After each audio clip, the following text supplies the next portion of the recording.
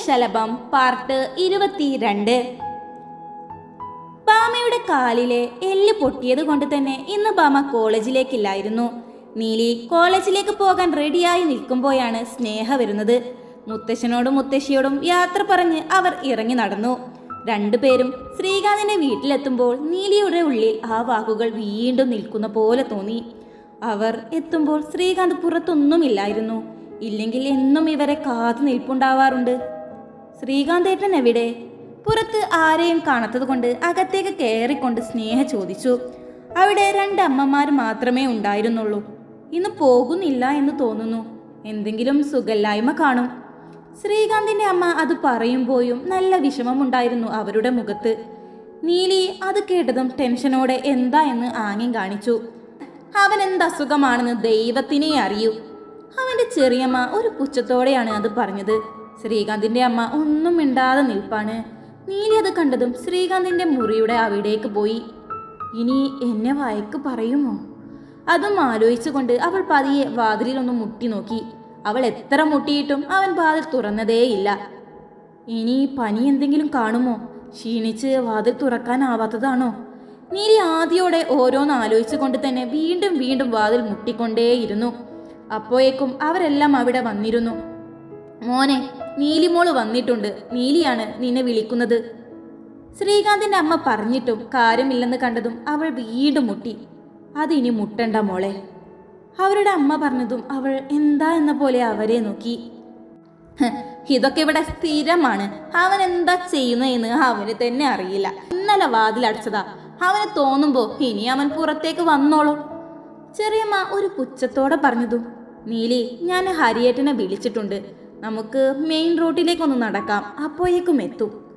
സ്നേഹ അത് പറഞ്ഞതും മക്കൾ ഇറങ്ങിക്കോളൂ, അതാപ്പം നല്ലത്. ശ്രീകാന്തിന്റെ അമ്മ അത് പറഞ്ഞതും നീലി മനസ്സില്ലാ മനസ്സോടെ അവിടെ നിന്നും ഇറങ്ങി നടന്നു. ശ്രീയേട്ടന് ഈ ഈടായിട്ട് എന്താ പറ്റിയേ? നീലിയുടെ മനസ്സിൽ അത് തന്നെയായിരുന്നു. ഹരി വന്നതും 2 പേരും കാറിൽ കയറി. നല്ല സങ്കടത്തോടെ ഇരിക്കുന്ന നീലിയെ കണ്ട് ഹരി എന്താണെന്ന് സ്നേഹയോടായി കണ്ണുകൊണ്ട് ചോദിച്ചു.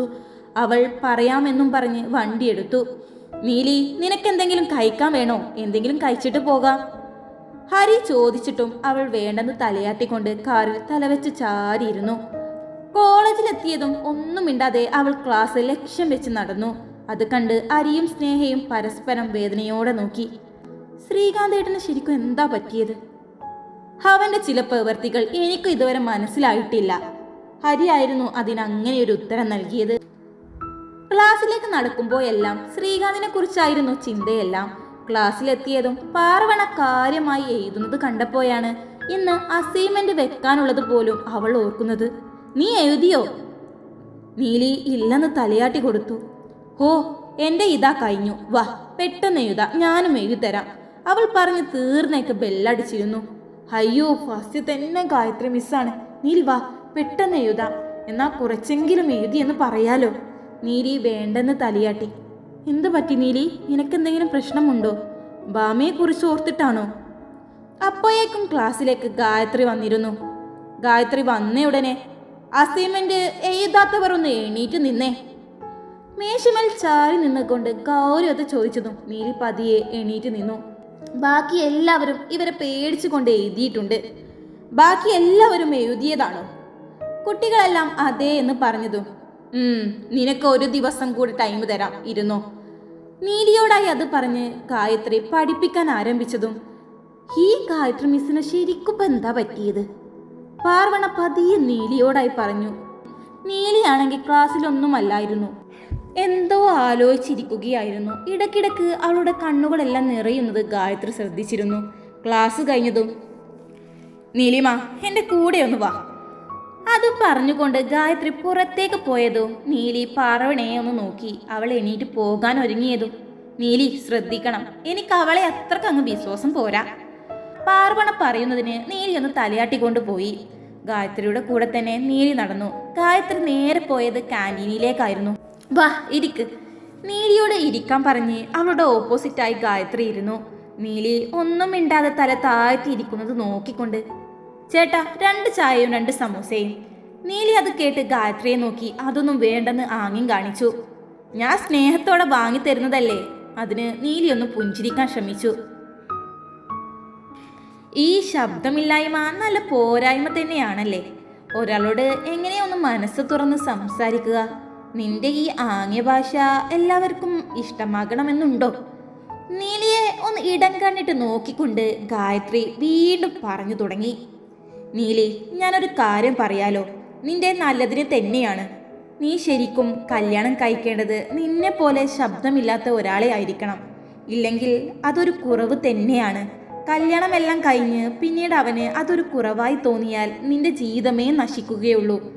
പുറമേ ഒരു കുറവായി തോന്നിയിട്ടില്ല എന്ന് പറഞ്ഞാലും ഉള്ളിലതുണ്ടെങ്കിൽ നിന്നോട് സംസാരിക്കാൻ പോലും മടി കാണിക്കും. നിന്നെ അകറ്റി നിർത്താൻ ശ്രമിക്കും. നിന്നോട് സംസാരിക്കുന്നതേ പിന്നീട് ഒരു ഭാരമാവും. അത് കേട്ട് ഞെട്ടിക്കൊണ്ട് നോക്കുന്ന നീലിയെ കണ്ടതും, ഞാൻ നിന്നെക്കുറിച്ചല്ല പറഞ്ഞത്. നിങ്ങൾക്കിടയിൽ അങ്ങനെ ഒന്നില്ലെന്ന് എനിക്കറിയാം. ഞാൻ എൻ്റെ കൂട്ടുകാരിക്കുണ്ടായ അവസ്ഥയാണ് പറഞ്ഞത്. നമ്മുടെ കുറവുകളെല്ലാം നമ്മൾ മനസ്സിലാക്കി മാറി നിൽക്കുന്നതാണല്ലോ നമുക്കെപ്പോഴും നല്ലത്, അല്ലേ നീലിമ?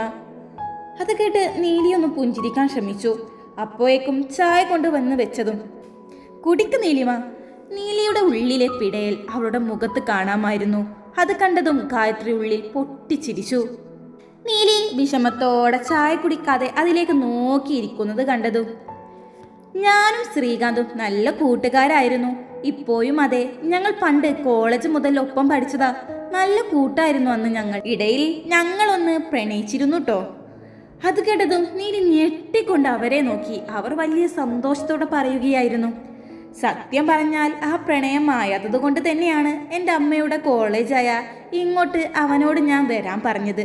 പക്ഷേ ഇടയിൽ അവൻ എന്നോട് വലിയ സംസാരമൊന്നും ഇല്ലാതെയായി. അപ്പോഴാണ് ഞാൻ അറിയുന്നേ നിങ്ങളുടെ കല്യാണം ഉറപ്പിച്ചെന്ന്. നീ ഭാഗ്യവതിയാണ് നീലി. നിന്നിൽ എന്തെങ്കിലും പ്രത്യേകത കണ്ടു കാണും. പക്ഷേ അവൻ എപ്പോഴും ഇങ്ങനെ സംസാരിച്ചിരിക്കുന്നതായിരുന്നു ഇഷ്ടം. എന്നോട് എപ്പോഴും എന്തെങ്കിലും സംസാരിക്കാൻ പറയാറുണ്ടായിരുന്നു. അങ്ങനെയുള്ള അവന് നിന്റെ ശബ്ദമില്ലായ്മ ഒരു പ്രശ്നമായിരിക്കില്ലായിരിക്കും. ഒരു പക്ഷേ വേറെന്തെങ്കിലും പ്രത്യേകത നിനക്ക് കാണും. ഗായത്രി ഇടയ്ക്കിടയ്ക്ക് അവളെ കുത്തിയും നല്ല രീതിയിലും പറഞ്ഞതും വേദനിക്കുന്നുണ്ടായിരുന്നു അവൾക്ക്. അവർ അത് ഉള്ളിൽ ആനന്ദിച്ചു. നീലി എല്ലാം കേട്ട് വേദനയോടെ അവരെ നോക്കി നിന്നു. എന്നാ ഞാൻ ക്ലാസ്സിൽ പോകുകയാണ്, നീ ആ ചായ കുടിച്ചിട്ട് വാട്ടോ.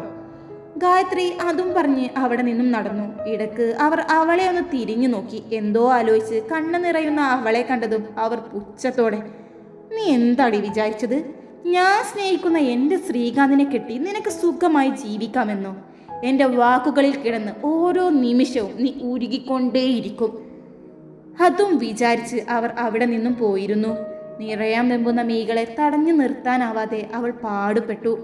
അവളെ കൊണ്ട് കണ്ണുകൾ നിയന്ത്രിക്കാനാവാതെയായതും അവൾ കരഞ്ഞുകൊണ്ട് പുറത്തേക്ക് ഓടി വരുമ്പോൾ അവൾ ആരെയോ പോയി കൂട്ടിമുട്ടി. അത് വിവേകായിരുന്നു. നീലി ഞെട്ടിധരിച്ചുകൊണ്ട് നോക്കുമ്പോൾ വിവേക് അവളുടെ നിറഞ്ഞു കവിഞ്ഞ കണ്ണുകളിലേക്കൊന്ന് നോക്കി. എന്താ എന്താ നീലിമ പ്രശ്നം?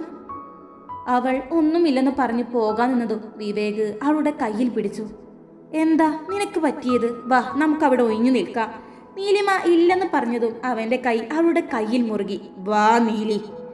അവൻ്റെ വാക്കുകൾ ഈ പ്രാവശ്യം നല്ല ഗൗരവമുണ്ടായിരുന്നു. നീലി ഒന്നും മിണ്ടാതെ അവൻ്റെ കൂടെ നടന്നു. അപ്പോഴും അവൻ ആ കൈ വിട്ടിട്ടില്ല. ഒരു മരത്തിൻ്റെ ചുവട്ടിലെത്തിയതും അവൻ കൈ വിട്ടു.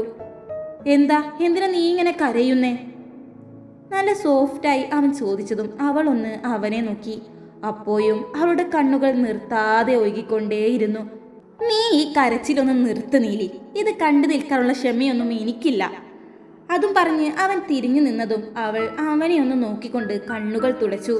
അവൾ കണ്ണുകളെല്ലാം തുടച്ച് ഒന്നും മിണ്ടാതെ അവിടെ ഇരുന്നു. അവനും കുറച്ചു നേരം അവളെ ഒന്ന് നോക്കി. നിന്റെ വിഷമം നിനക്ക് പറയണമെന്നുണ്ടെങ്കിൽ നീ പറഞ്ഞാൽ മതി, ഇല്ലെങ്കിൽ നീ അത് വിട്. നീലി ഒന്നും മിണ്ടുന്നേ ഇല്ലെന്ന് കണ്ട് വീണ്ടും അവൻ പറഞ്ഞതും, ഞാൻ ഇന്നലെ കൊണ്ടുവന്ന ചെടിയെല്ലാം എന്തായി, നട്ടോ? വിവേക് അത് ചോദിച്ചതും അവൾ അതേന്ന് തലയാട്ടി. നിനക്കൊരു കാര്യം കേൾക്കണോ? എൻ്റെ അമ്മക്കുണ്ടല്ലോ നിനക്ക് ചെടി കൊണ്ടുവന്ന് നൽകാൻ എന്ന് പറഞ്ഞിട്ട് എന്ത് സന്തോഷമായിരുന്നു എന്നറിയോ? നീ ഇന്നലെ എടുത്ത ഫോട്ടോ കാണിച്ചു കൊടുത്തപ്പോൾ നല്ല സുന്ദരിയാണല്ലോ എന്നെല്ലാം പറഞ്ഞു. അങ്ങനെ തുടങ്ങി അവൻ്റെ സംസാരം നീണ്ടു. അവളെ ഒന്ന് ചിരിപ്പിക്കാൻ വേണ്ടി അവൻ പല പല തമാശകളും പറയാൻ തുടങ്ങി. ഉള്ളിലെ വിഷമങ്ങളെല്ലാം മറന്ന് നീലിയുടെ ചുണ്ടിൽ ചെറിയൊരു പുഞ്ചിരി തട്ടി കളിക്കാൻ തുടങ്ങിയിരുന്നു. അങ്ങനെ എത്ര എത്ര വികൃതി പണ്ട് ഞാൻ കാണിച്ചിട്ടുണ്ടെന്നറിയൂ. അതും പറഞ്ഞ് അവൻ പുഞ്ചിരിയോടെ നിർത്തിയതും അവൾ ഒരു പുഞ്ചിരിയോടെ അവനെ നോക്കി. അതിലുപരി കുറച്ചു നേരം കൊണ്ട് അവളുടെ വിഷമങ്ങളെല്ലാം മറന്ന് അവളൊന്ന് പുഞ്ചിരിച്ച അത്ഭുതവും അതിലുണ്ട്. എന്താ വിവേകെ, നിനക്ക് ഈ മിണ്ടാപ്പൂച്ചയോട് ഇത്ര സംസാരിക്കാൻ? പുറകിൽ നിന്നും ദീപകിന്റെ സംസാരം കേട്ടതും രണ്ടുപേരും തിരിഞ്ഞു നോക്കി. ദീപകിനെ കണ്ടതും നീലിയിൽ ഒരു ഭയം രൂപപ്പെട്ടു. ഞാൻ ആരോട് സംസാരിക്കണമെന്നത് എൻ്റെ ഇഷ്ടമാണ്, അത് നീ നോക്കേണ്ട കാര്യമില്ല, വിവേക് തീശത്തോടെ പറഞ്ഞതും നിന്റെ നാവൊന്നും എൻ്റെ അടുത്തേക്ക് വേണ്ട. നിന്റെ അമ്മക്ക് പോയും മറ്റേ പരിപാടി തന്നെയാണോടാ? ദീപക് അത് ചോദിച്ചതും ഡാ എൻ്റെ അമ്മയെ പറഞ്ഞാലുണ്ടല്ലോ. വിവേക് തീശത്തിൽ അവന്റെ കോളറിൽ കയറി പിടിച്ചുകൊണ്ട് പറഞ്ഞതും ദീപക് അവനെ പുറകിലേക്ക് തള്ളി. ബിയ്യം പോയ അവനെ നീലി പിടിച്ചിരുന്നു. നീലിയെ ഒന്ന് നോക്കിക്കൊണ്ട് ദീപകിന് നേരെ തിരിഞ്ഞു. നിന്റെ അച്ഛനും നിനക്കുമുള്ള ബിസിനസ് എല്ലാം എന്താണെന്ന് എനിക്കും അറിയാം. ഞങ്ങളുടെ സ്വത്തെല്ലാം പിടിച്ചെടുത്തു. നിങ്ങൾ വലിയ എന്തോ ആയി നടക്കുന്ന ആ ഗമയൊന്നും നിനക്ക് വേണ്ടടാ. വിവേക് തീശത്തിൽ പറഞ്ഞതും എന്ത് ദാരിദ്ര്യം പിടിച്ച നിന്റെ വീടാണോ നിന്റെ സ്വത്ത്? നിന്റെ സ്വത്ത് പോലും നിന്റെ തള്ള ഉണ്ടാക്കിയതാവും അല്ലേ? ദീപക് കളിയാക്കിക്കൊണ്ട് പറഞ്ഞതും നിനക്കും നിന്റെ കുടുംബത്തിനും എന്നെയും എൻ്റെ കുടുംബത്തെയും ഓരോന്ന് പറഞ്ഞുണ്ടാക്കി അപമാനിച്ച് ഞങ്ങളുടെ നാടും വീടും വരെ നീ കടത്തിച്ചതും പോരാ, എന്നിട്ട് നിനക്കൊന്നും തൃപ്തിയായിട്ടില്ല അല്ലേ?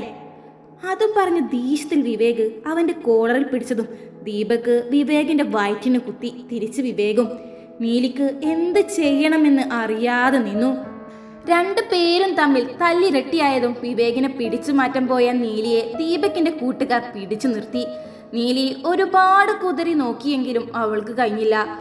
അപ്പോഴേക്കും അവിടേക്ക് 2 സാറുമാർ ഓടിയെത്തിയിരുന്നു. തുടരും.